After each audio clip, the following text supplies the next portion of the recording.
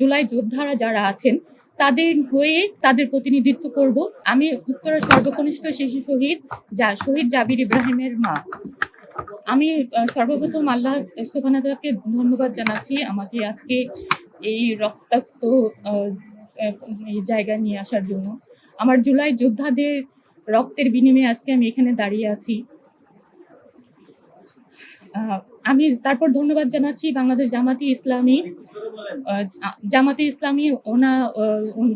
ইসলামী দল। ওনারা আমাকে সম্মানিত করেছেন, সেজন্য আমি ওনাদের উপর শুকরিয়া আদায় করছি।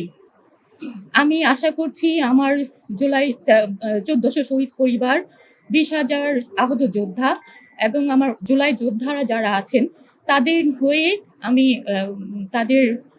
তাদের যে সমস্যা তাদের প্রতিনিধিত্ব করব। আপনারা সবাই আমার জন্য দোয়া করবেন।